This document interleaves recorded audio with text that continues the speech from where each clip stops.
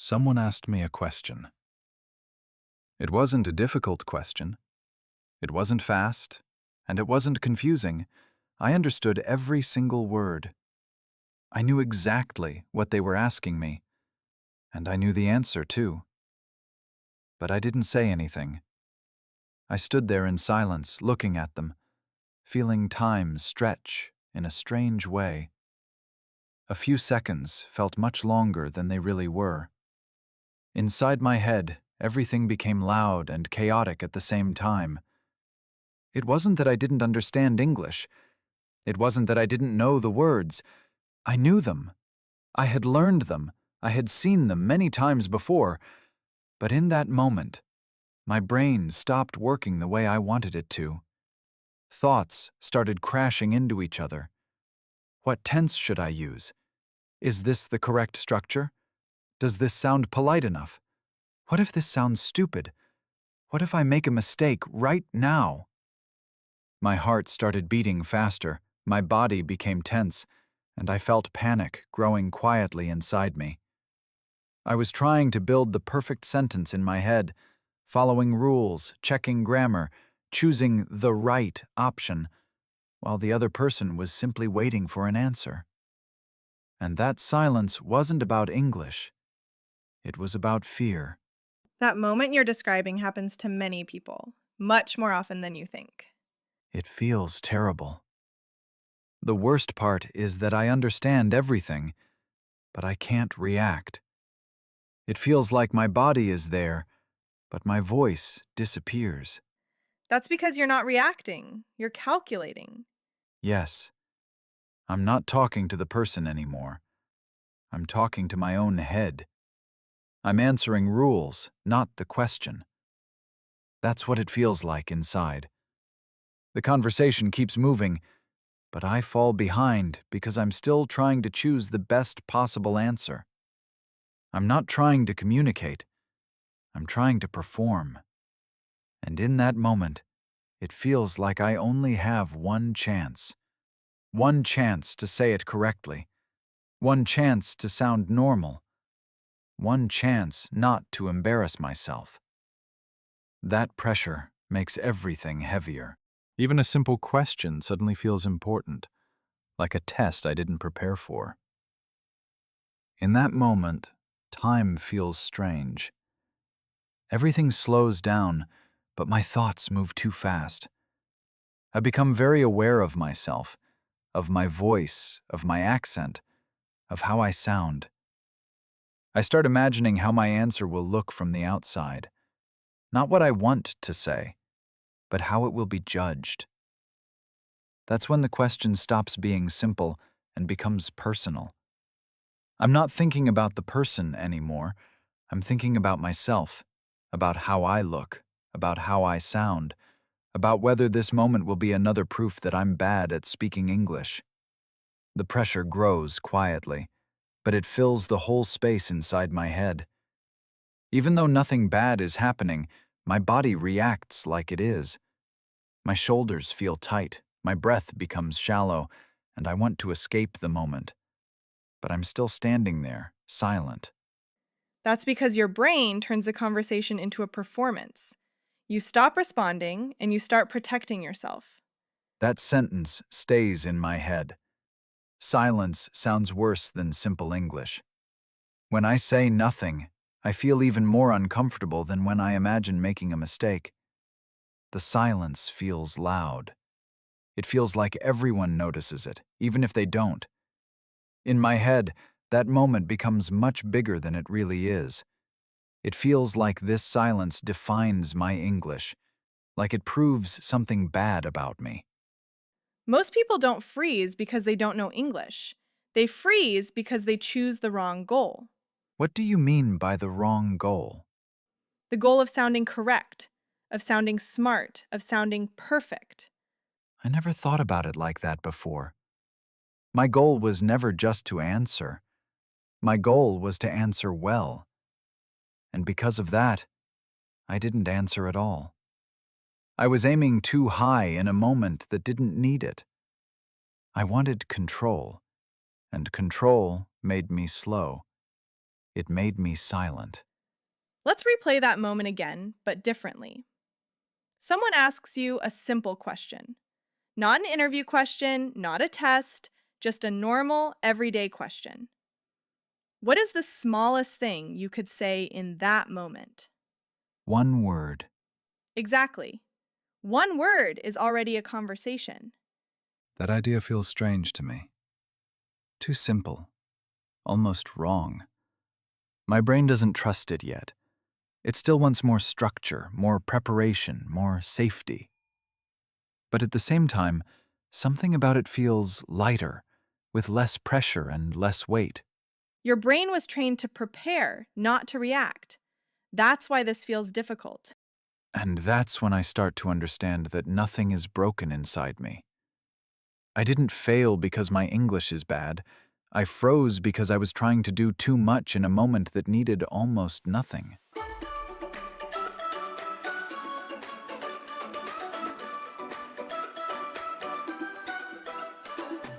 I keep thinking about what you said, that my goal was wrong, that I wasn't trying to answer, I was trying to sound correct. The more I think about it, the more I realize how deep this habit is. It didn't start in that moment. It started much earlier, when I first began learning English. From the very beginning, everything was about rules, right answers, wrong answers, tests, exercises, red marks on paper. I learned very quickly that English was something you could fail. That's the problem many learners have. English becomes a system you must control, not a tool you can use. Yes, control feels safe to me. When I know the rule, I feel protected. But speaking is not about control. Speaking is about movement. That word stays with me. Movement. When I speak my native language, I don't control anything. I don't think about structure or grammar. Words just come out. Sometimes they are messy. Sometimes I stop in the middle of a sentence and change my idea. Sometimes I say things that are not perfect. But I don't feel fear. In English, it's different. Every sentence feels fragile, like it can break if I touch it the wrong way. When I try to speak simply, it feels wrong, like I'm doing something lazy or incorrect. That's because simple English doesn't look like the English you learned in class. Simple answers feel unfinished, too short, almost rude. Your brain doesn't trust them because they don't follow the patterns you practiced. That explains a lot. My brain wants structure. It wants full sentences, clear beginnings and endings, correct forms. When I say something short, like good or fine, it feels incomplete, like I forgot something, like I should add more. And that moment of doubt is enough to stop me again. It's strange.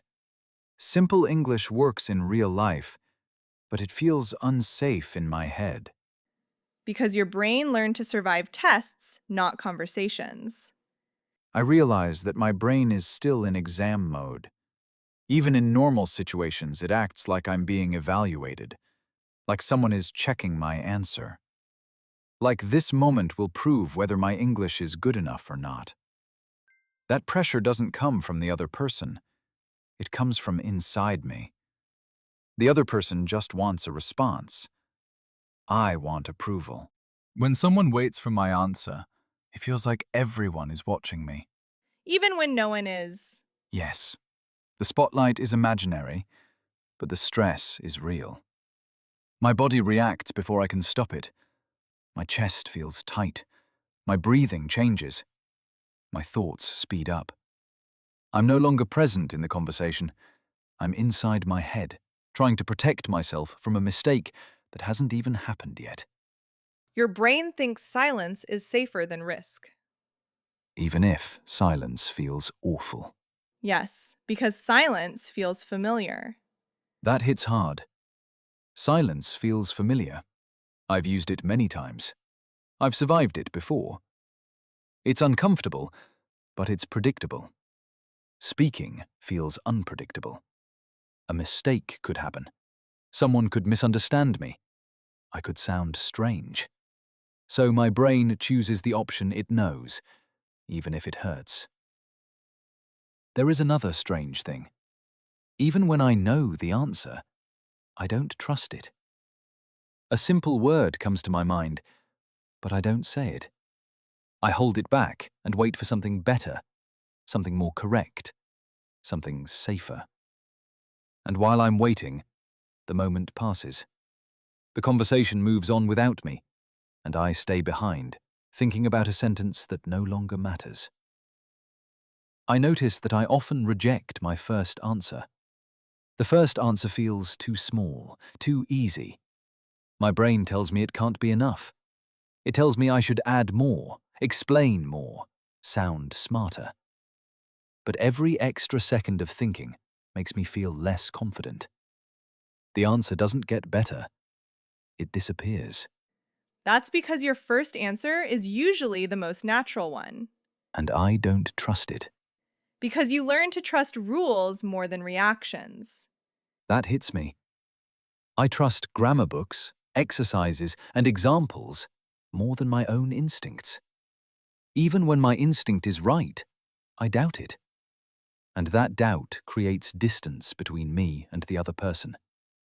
I'm still there physically, but mentally I'm already somewhere else, judging myself instead of listening. So when I freeze, my brain is trying to help me. In a way, yes, it's trying to protect you, but it's using the wrong strategy. That changes how I see the problem. I always thought freezing meant I was weak or bad at English. Now it feels more like a misunderstanding. My brain is doing its job, but it doesn't understand what I actually need. I don't need protection. I need connection. And connection requires risk, even a small one. Not a perfect sentence, just a small risk. One word, one sound, something real. In the next part, we'll talk about how to change that habit, not by learning more rules, but by changing what you aim for when you speak. Let's change the goal. Not how you speak, but why you speak. What do you mean? Right now, your goal is to sound correct, to sound good enough, to avoid mistakes. That goal creates pressure, a lot of it. Yes, every time I speak, it feels like a test. So let's replace the goal. Not say it right. Say something. That feels dangerous. Only because you're not used to it. I think about that for a moment. Saying something instead of saying it right. It sounds simple, almost obvious, but inside me it creates resistance. My brain still wants rules. It wants structure. It wants guarantees. But conversations don't give guarantees. They only give moments. And if I miss the moment, nothing else matters. So the goal is not correctness. No, the goal is presence, staying in the moment instead of disappearing into your head. I disappear a lot. Most learners do. When I think about it, you're right. The moment I start thinking about grammar, I'm gone. I'm no longer with the other person. I'm no longer listening. I'm just trying to survive the situation. And the strange thing is, the more I try to protect myself, the more disconnected I feel. So what do I do instead? Lower the stakes, make the moment smaller How? by allowing short answers, imperfect answers, even incomplete answers. That idea feels uncomfortable. I've spent years trying to build full sentences, correct sentences, good sentences. Now you're telling me to stop doing that, to do less, to risk sounding simple. It feels like you're losing control. Yes, You are, a little, and that's why it works. control keeps me safe, but it also keeps me silent. Letting go creates movement. Not perfect movement, real movement. Exactly. So if someone asks me something, You answer with the smallest thing that comes to your mind, even if it's just one word. especially if it's one word. I imagine the same situations again: the coffee shop, work, small talk, and for the first time, they don't feel as heavy. Not easy, but lighter. Like I don't have to prove anything anymore. Like I'm allowed to just exist in the conversation. When I replay those moments in my head, I notice something new. The situations themselves are not scary. A question is just a question. A look is just a look. What makes everything heavy is the story I tell myself inside. The story that says, this moment is important, that it defines me, that it shows my level. When I remove that story, the moment becomes smaller.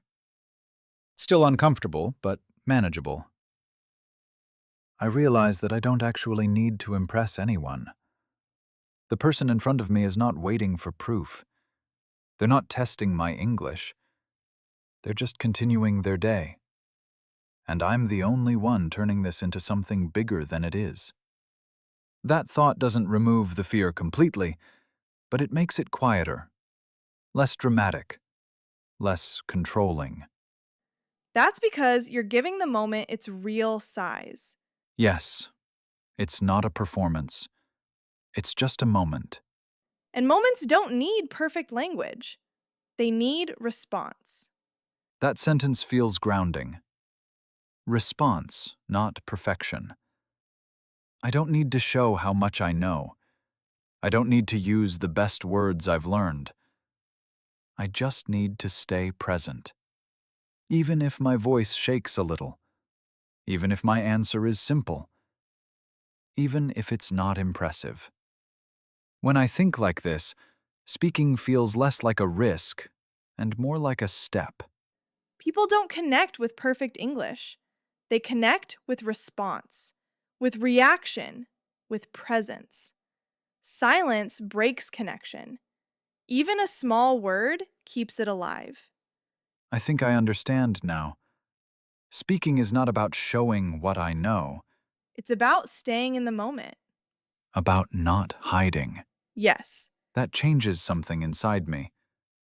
The fear doesn't disappear, but it becomes smaller, manageable, like something I can move with instead of something that freezes me. I don't need to be confident. I just need to answer. next time someone asks you something, don't prepare, don't build, react, Even if it's messy. especially if it's messy. One word is enough. One word is already speaking.